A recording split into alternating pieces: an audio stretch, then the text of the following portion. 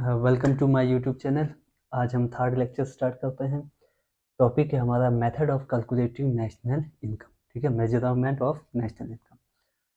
थोड़ा सा रिकैप कर लेते हैं। पिछले लेक्चर में हमने क्या पढ़ा था? उसमें हमने पढ़ा था कि कैसे हम डोमेस्टिक में नेट फैक्टर इनकम को ऐड करें तो नेशनल निकलता है। ठीक है, उसके साथ हमने देखा था कि ग्रॉस में से डेप्रिसिएशन को माइनस करेंगे तो आपका नेट मिलता है, और उसके साथ मार्केट प्राइस में से नेट इनडायरेक्ट टैक्सेस को माइनस कर दे तो आपका फैक्टर कॉस्ट निकलता है। ठीक है, चाहे फिर उसमें ग्रॉस डोमेस्टिक प्रोडक्ट में से बात हो रही हो, चाहे फिर आपका एनडीपी बात हो रही हो। ठीक है, ये सारी चीज़ें सेम है। ये बिल्कुल आपके ऐसा इक्वेशन आप लोगों ने बचपन में पढ़ा होगा, इससे याद रखना a plus B equal to सी।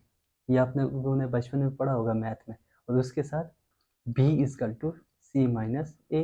ठीक है, इस तरीके से आप इन तीन इक्वेशंस को भी इम्प्रोवाइज करके आपका पूरा नेशनल इनकम जो है यहीं से आपका कैलकुलेट होता है। ठीक है, इन तीन के अलावा कुछ नहीं है। जितना भी इक्वेशन आएगा बस इन्हीं को आगे पीछे घुमा के कर पढ़ना होगा हमें। तो आज का टॉपिक स्टार्ट करते हैं। अगर आप लोगों को ट्वेल्थ में सर्कुलर फ्लो ऑफ इनकम वाला चैप्टर याद होगा, तो उसमें हमने पढ़ा था कि कैसे प्रोडक्शन जो है आपके इनकम को राइज करती है। ठीक है, जब भी प्रोडक्शन होता है तो प्रोडक्शन के बदले में क्या देना पड़ता है? फैक्टर पेमेंट्स देने पड़ते हैं। ठीक है, प्रोडक्शन के बदले में जो फैक्टर पेमेंट्स देते हैं वही जो है हाउस होल्ड का इनकम होता है, और वही हाउस होल्ड फिर क्या करता है? गुड्स एंड सर्विसेज की डिमांड करता है, और वो डिमांड जो है फिर से लीड टू एक्सपेंडिचर करता है। ठीक है, और वही एक्सपेंडिचर से फिर से प्रोडक्शन जो है राइज होता है। ठीक है, तो इससे हमें पता चलता है कि हम जो है नेशनल इनकम को तीन अलग अलग तरीके से पढ़ सकते हैं। ठीक है, पहले में हम पढ़ सकते हैं कि जो हमारे गुड्स एंड सर्विसेज है उसके फ्लो के थ्रू।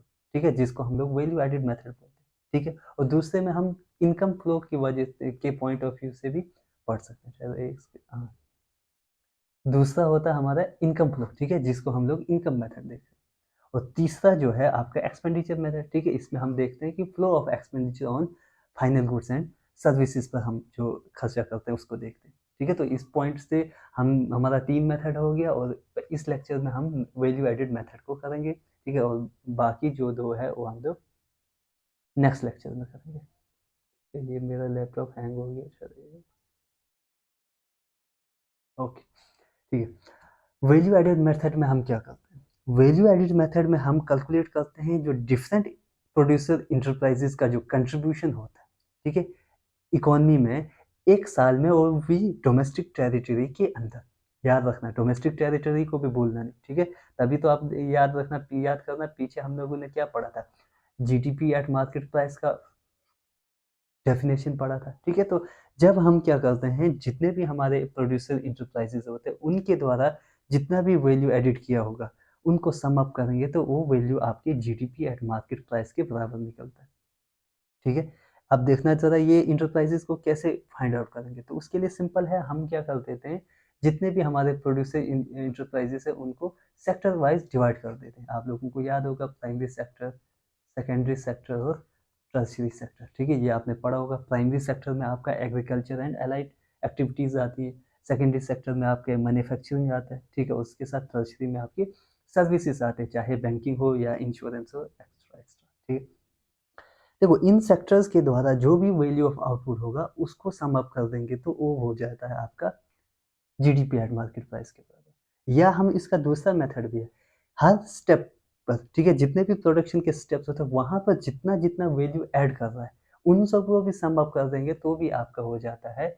उससे भी हम लोग जीडीपी को निकाल सकते हैं। बस याद रखना, अगर आप वैल्यू ऑफ आउटपुट होगा तो उसके साथ फिर हमें क्या करना पड़ेगा, उसमें से इंटरमीडिएट कंजप्शन को निकालना पड़ेगा, तब जाके रखे आपका जीडीपी एट मार्केट प्राइस बनेगा।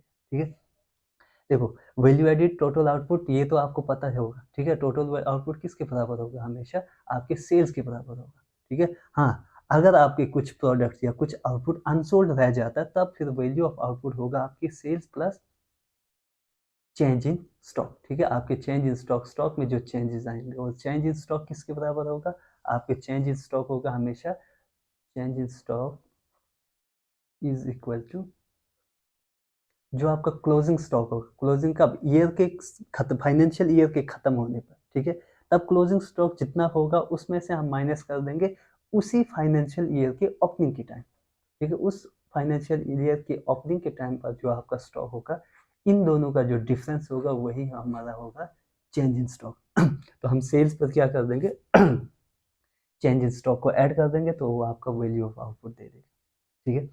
और उसी के साथ जो आपका इंटरमीडिएट कंजप्शन होता है, ठीक है, इंटरमीडिएट कंजप्शन का मतलब होता है आपके जो नॉन फैक्टर इनपुट्स है, ठीक है, जैसे कि आपके रॉ मटेरियल, उसका जो प्रोड्यूसर इंटरप्राइजेज जो प्रोडक्शन के टाइम पर फैक्टर इनपुट्स के अलावा जो नॉन फैक्टर इनपुट्स पे खर्चा करती है, वो वैल्यू हो जाएगा आपका इंटरमीडिएट कंजप्शन, ठीक है। यहाँ एक एग्जांपल है, इसके थ्रू हम जानने की कोशिश करते हैं।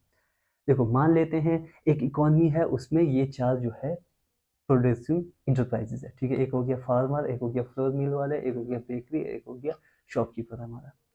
तो अब अगर लेट हम एज्यूम कर देते हैं कि फार्मर एक ही है और वो क्या कर रहा है, 100 रुपये का इंटरमीडिएट कंजप्शन ले करके आपको 500 रुपीज़ का आउटपुट दे रहा है, ठीक है। अब यहाँ पर 100 रुपये कहाँ लगेगा, 100 रुपये उसके सीड पे लग सकता है, वीडिसाइड्स पे लग सकता है, पेस्टिसाइड्स पे लग सकता है। तो मान लो 100 रुपये लेट एज्यूम कर रहे हैं, 100 रुपये उसने खर्च किया तो उसका आउटपुट हो रहा है 500 रुपये। तो हुआ क्या, उसने देखो 100 रुपये में कितना वैल्यू ऐड कर दिया, वो हो जाएगा, पीछे हमने इक्वेशन पढ़ा, value of output minus intermediate consumption is equal to value added, ठीक है। 500 का उसने वैल्यू आउटपुट दिया, 100 रुपये उसका इंटरमीडिएट कंजप्शन था, तो इन दोनों का डिफरेंस जो है 400 आया, और ये 400 जो है आपका value added by the farmer आ गया, ठीक है। नेक्स्ट स्टेप पे हम ये एज्यूम कर लेते हैं कि फार्मर ने वो गेहूं जो है वीट प्रोड्यूस किया, मान लेते हैं, उसको क्या किया, फ्लोर मिल वाले को बेच दिया, ठीक है। अब देखो ये जो 500 रुपये का उसने रॉ मटेरियल रॉ वीट खरीद के लाया, वो हो जाएगा उसका इंटरमीडिएट कंजप्शन, ठीक है। और उसके बाद जो उसने आटा बनाने के बाद मान लेते हैं उसने 1000 रुपये में बेच दिया, और ये 1000 रुपये हो जाएगा फ्लोर मिल वाले का आउटपुट, ठीक है। तो यहाँ पर भी क्या होगा, इसका आउटपुट माइनस इसी का intermediate consumption equal to value added by the flour mill, ठीक है। अब यहाँ पर देखो इसने कितना वैल्यू ऐड किया उस गेहूं पे, 500 रुपये का, ठीक है। उसके बाद मान लेते हैं बेकरी वाले ने वही गेहूं जो है उससे 1000 रुपये में खरीद लिया। अब ये जो 1000 रुपये है, ये बेकरी वाले का इंटरमीडिएट कंजप्शन हो जाएगा, क्यों, क्योंकि बेकरी वाला मान लेते हैं बिस्किट बनाएगा, तो बिस्किट के लिए रॉ मटेरियल क्या होगा, आटा, ठीक है। तो ये आटा उसने 1000 रुपये का खरीदा फ्लोर मिल वाले से, और उसने बिस्किट बना करके 1400 में बेच दिया। अब ये 1400 जो है बेकरी वाले का टोटल आउटपुट हो जाएगा, ठीक है। और इन दोनों का डिफरेंस जो होगा वो value added by the bakery वाला होगा, ठीक है। और उसके साथ लास्ट में जब प्रोडक्ट पहुंचेगा शॉपकीपर के पास, तो एज्यूम कर लेते हैं हम कि शॉपकीपर ने वो बिस्कुट 2000 में बेच दिए, ठीक है। अब जब इसने 2000 में बेचे तो यहाँ पर क्या होगा, यहाँ पर इसके द्वारा जो वैल्यू ऐड किया गया, ठीक है, उसका डिफरेंस जो है इन दोनों का आएगा। जैसे मान लो 2000 माइनस 1400 इक्वल टू 600 आ रहा है, ठीक है। तो value of output by shopkeeper जो है 2000 आ गया, ठीक है। और इसका इंटरमीडिएट कंजप्शन क्या है, 1400, ठीक है। तो इन दोनों का डिफरेंस जो है 600, ये जो है value added by the shopkeeper आ गया। और उसी का सम कर दे तो जितने भी इंटरप्राइजेज है, प्रोड्यूसर इंटरप्राइजेज है, इनका अगर हम लोग क्या कर दें, सम करें, तो वो आ रहा है आपके, देखो कितना, 900 के 1900 के बराबर, ठीक है। और उसके साथ देखो प्रोड्यूसर इंटरप्राइजेज जो है, इनके द्वारा जो टोटल आउटपुट है, इनका सम निकाल दे तो 4900 आ रहा है, ठीक है। तो अब हम देख लेते हैं इन दोनों का डिफरेंस भी। 4900 में से अगर हम क्या कर दें, सभी का इंटरमीडिएट कंजप्शन को माइनस कर दें, तो आपका देखो कितना आ रहा है, सभी के द्वारा जितना वैल्यू आउटपुट किया गया, ये जो 1900 जो है आपका जीडीपी एट मार्केट प्राइस के बराबर होगा, ठीक है। और इसी में से हम क्या करेंगे, फिर डेप्रिसिएशन निकाल देंगे, ठीक है। जब डेप्रिसिएशन निकालेंगे तो क्या मिलेगा आपको, एनडीपी एट मार्केट प्राइस मिल जाएगा, और उस पर आप क्या कर दो, net factor income from abroad को ऐड कर दोगे तो आपका एनएनपी एट मार्केट प्राइस मिल जाएगा। और उसमें से जब आप इनडायरेक्ट टैक्सेस को सब्ट्रैक्ट करोगे तो आपका एनएनपी एट फैक्टर कॉस्ट निकल जाएगा, जो कि आपके नेशनल इनकम के बराबर होगा, ठीक है। उसके साथ देखो अब हम देखते हैं, देखो इसका फिर से मैंने यहाँ पर ये इक्वेशन दिया, ठीक है। GDP at market price minus depreciation is equal to NDP at market price, और एनडीपी एट मार्केट प्राइस पर net factor income from abroad को ऐड कर दें तो आपका एनएनपी एट मार्केट प्राइस निकलता है, ठीक है। और उसमें से अगर आप नेट इनडायरेक्ट, सॉरी ये टैक्सेस भी है, ठीक है, नेट इनडायरेक्ट टैक्सेस को ऐड कर दें, तो सब्ट्रैक्ट कर दें, तो आपका एनएनपी एट फैक्टर कॉस्ट निकलता है, ठीक है। तो ये क्या रहता है, आपके नेशनल इनकम को फाइंड आउट करने का प्रोसीजर रहता है, ठीक है। यहाँ पर फिर से मैंने आपको नोट करने के लिए फिर से स्टेप्स लिखती है, ठीक है।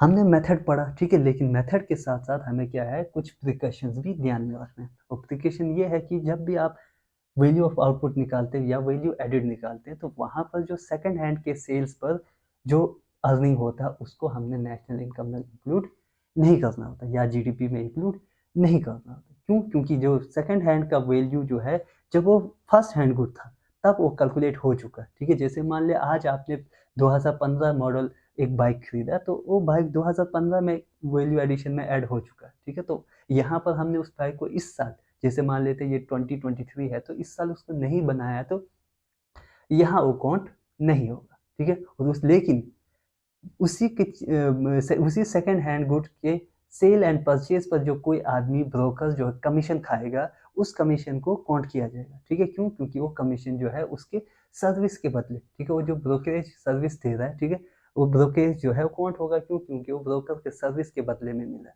ठीक है। तीसरा जो है आपके इंटरमीडिएट का गुड्स का जो वैल्यू है वो भी काउंट नहीं होगा, ठीक है। इंटरमीडिएट गुड आप जानते हो ना, जो फाइनल कंज्यूमर्स के द्वारा इस्तेमाल करने को तैयार ना हो, ऐसे गुड्स, ठीक है, जिसने अभी स्टेप्स ऑफ प्रोडक्शन में अभी उसने चक्कर लगाना हो, ठीक है, उसमें अभी वैल्यू एडिशन करने की ज़रूरत हो, ठीक है, ऐसे को बोलते हैं इंटरमीडिएट गुड्स, ठीक है। जैसे अभी यहाँ पर आटा था, गेहूँ था, ठीक है, उनको एस्टिमेशन ऑफ जीडीपी में कैलकुलेट नहीं किया जाता। क्यों? क्योंकि उसका वैल्यू जो है फाइनल गुड्स में फिर से काउंट हो जाएगा, ठीक है। अगर आप इंटरमीडिएट गुड का भी काउंट करोगे और उसके साथ साथ फाइनल गुड्स का भी काउंट करोगे, तो फिर यहाँ पर क्या हो जाएगा, कुछ आइटम्स का डबल काउंटिंग हो जाएगा, वो बार बार काउंट हो जाएगा, जिससे हमारा जीडीपी का एस्टिमेशन जो है गलत हो जाएगा, ठीक है। उसके साथ जो चौथा प्रिकॉशन आपको ध्यान में रखना वो ये है कि जो भी आप प्रोडक्शन करते हो गुड्स, ठीक है, सेल्फ कंजप्शन के लिए, या आप कोई प्रोडक्ट बनाते हो और उसके बाद उसको सेल्फ कंजप्शन के लिए इस्तेमाल करते हो, तो उस वैल्यू को भी आपने क्या करना है, कैलकुलेट, उस प्रोडक्ट का भी वैल्यू जो है आपने जीडीपी में कैलकुलेट करना है, ठीक है। क्यों? क्योंकि देखो वो प्रोडक्ट ऐसे होते हैं जो आपने मार्केट के लिए बनाए होते हैं। अगर आप खुद नहीं कंज्यूम कर रहे होते तो आप उसको सेल कर रहे होते, ठीक है। तो उसमें क्या है कि उसका एक मार्केट वैल्यू है, उसको आप कैलकुलेट करोगे। लेकिन वहीं पर जो सर्विसेज जो है, जो आप सेल्फ कंजप्शन के लिए करते हैं, ठीक है, इसको कैलकुलेट या इसको इंक्लूड नहीं किया जाता है, ठीक है। क्यों? क्योंकि जो एस्टिमेशन ऑफ जीडीपी में जो सेल्फ कंजप्शन सर्विसेज का जो वैल्यू है उसको एस्टिमेट करना काफ़ी डिफिकल्ट है, ठीक है। उसका बेस्ट एग्जांपल है जो सर्विसेज जो हाउस वाइफ देती, ठीक है, जैसे सुबह जाग करके नाश्ता बनाना, दिन को लंच बनाना, कपड़े धोना, बर्तन धोना, ठीक है, ये डोमेस्टिक जो घरेलू जो काम होते हैं उनका एस्टिमेट लगाना, उनका एक मार्केट वैल्यू एस्टिमेट करना मुश्किल होता है, ठीक है। तो इसलिए इनको इग्नोर किया जाता है। ये था आज का हमारा लेक्चर, ठीक है।